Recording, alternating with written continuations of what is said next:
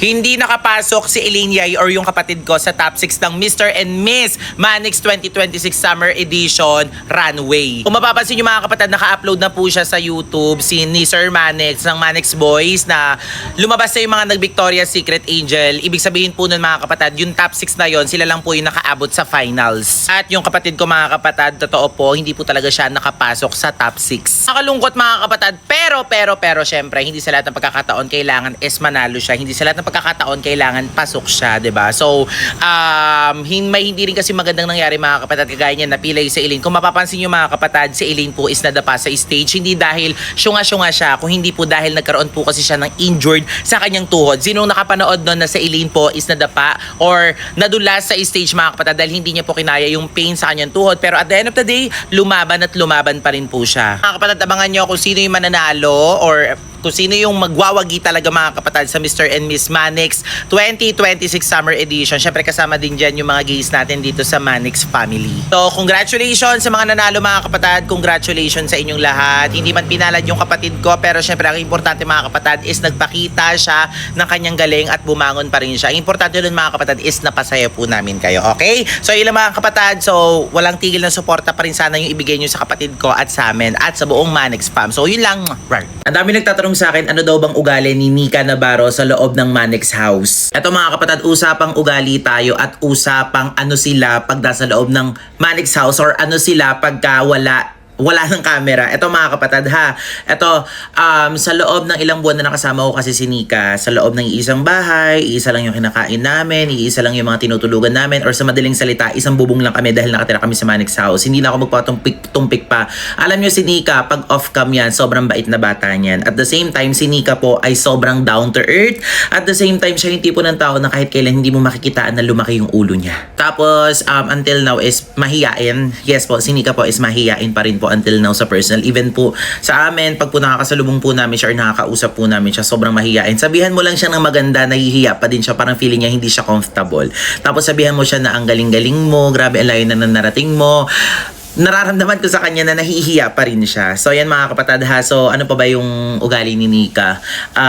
Si Nika kasi talaga, ang masasabi ko talaga sa kanya is mabait siya. Para sa akin ha. Kasi everyday nakikita ko siya, everyday nakakausap ko rin siya kahit papaano or kinakamusta ko siya. So tsaka ang nagustuhan ko rin pala kay Nika pagka nagsasalita yung mas nakakatanda sa kanya. Talagang nakikinig siya or kahit sa mga kaibigan siya, good listener din talaga siya. So deserve ni Nika kung ano man yung narating niya sa buhay niya ngayon. So yan mga kapatid, sino sa Manix House yung gusto nyong tanungin kung ano sila pag walang camera? Sige nga, i-comment nyo. Sino sa kanila yung gusto nyong malaman kung anong ugali nila pag walang camera? So, comment nyo lang, bilis. Nahuling magkasama si Saidi tsaka si Yani Jutes, tapos magkahawak pa. Or yung tawag dyan, parang nakayapos pa si Yani Jutes kay Saidi. Alam nyo mga kapatid, hindi ko na rin alam kung anong nangyayari. Alam nyo yung sobrang tagal hinintay ng fans ng mga Zylene na magbalik ang Zylene. Tapos sa pagbabalik ni Zaidi, kasama niya tong babae na to. Tapos tignan nyo nanlilisik yung mga mata niya. Tapos meron pang picture na kumakalat ngayon mga kapatid na niyakap ni Saidi si Yani Jutes. Tignan nyo to. Ayan o.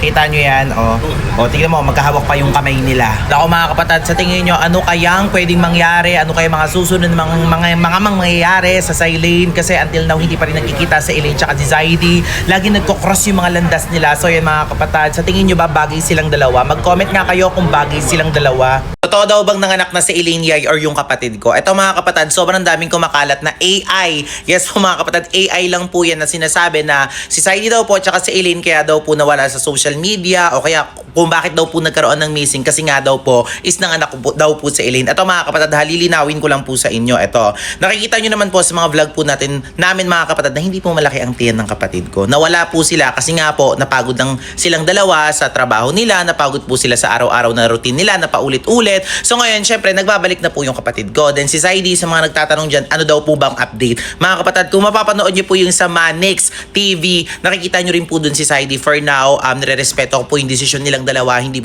nyo po sila makikita na magkasama. Hindi nyo rin po sila makikita na nag-uusap sa lahat ng platforms ng social media or sa mga vlog ng Manix. So ayan mga kapatid ha, sa mga nag-e-edit na may anak na po si Elaine, hindi po totoo yan. Sa mga nagsasabi pong buntis po si Elaine, hindi rin po totoo yan. So yun lang mga kapatid, sana nilawan kayo lahat.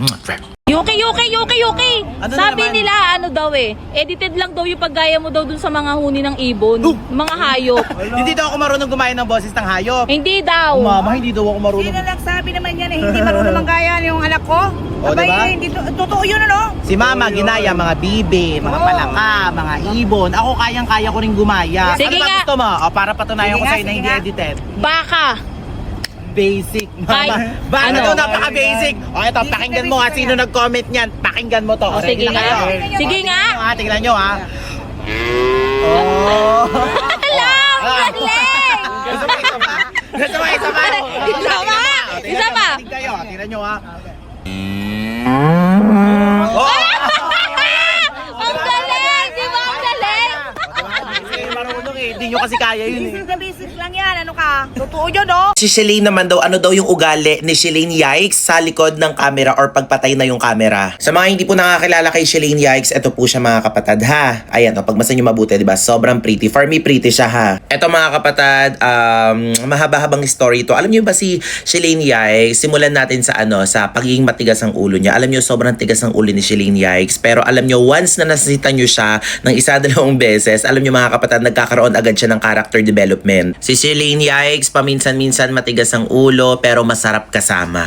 Si Shalane Yikes, siya rin yung tipo ng taong ipaglalaban ka. Ayan, lalo na pag kami nang api sa'yo, kahit na mas matanda ka sa kanya, pag nagsumbuka sa kanya, lalaban at lalaban siya. Alam nyo mga kapatid, si Shalane is sobrang close siya sa heart ko, simulat sa pool. Minsan nagkaroon talaga kami ng mga tampuhan, hindi naman talaga maiiwasan yan sa loob ng iisang bahay. Pero alam nyo ba, nung mga time, eto kwento ko lang sa inyo, nung mga time na missing po si Elaine or nawala po si Elaine, alam nyo ba, parang siya yung pumalit bilang isang kapatid talaga namin, which is siya si Shalane, diba? Parang impersonator niya ini-impersonate niya si Elaine. So alam nyo ba, sinabuhay niya talaga yun, pinalitan niya talaga yung pagiging kapatid ni Elaine sa amin nung time na nawawala talaga si Elaine. Sa loob ng mag-iisang linggo na nawala si Elaine mga kapatid, grabe, wait, natatouch ako kasi hindi talaga niya kami inalisan sa tabi namin. Palagi siyang dyan. Every time na makikita niya kami, kahit wala na kami pinagkukwentuhan, kahit marami kami pinagkukwentuhan, nakikinig lang siya sa amin.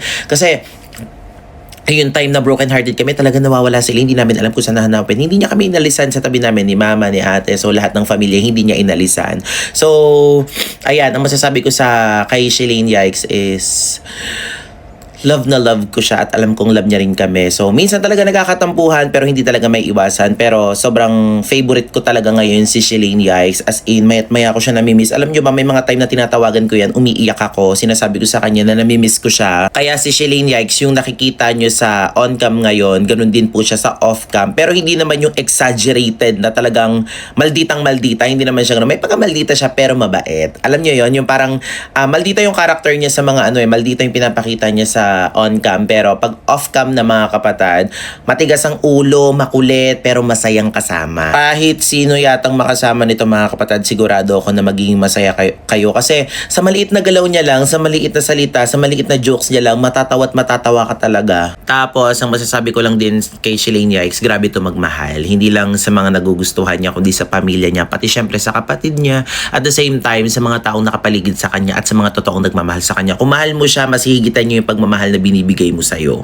So, yun. So, mabait naman siya, masarap kasama, tsaka mapagmahal. So, yun lang. Kaya deserve ni Shalane Yikes yung mga natatanggap niyang biyaya ngayon. Deserve ni Shalane yung mga sumusuporta sa kanya ngayon. Grabe, sobrang kung babalikan mo, sobrang bilis ng pangyayari, sobrang bilis ng mga eksena. Actually, marami pa akong gustong ikwento, pero iksian na lang natin yung mga gusto ko kasing ikwento sa susunod na para gusto ko kasama ko na siya once na kinuwento ko na sa inyo. So, yun mga kapatid, si Shalane Yikes, pag off-cam or pagka sa likod ng camera, ayan, makulit pa din siya, palaban, tsaka masiyahin, masarap kasama. So, yun lang.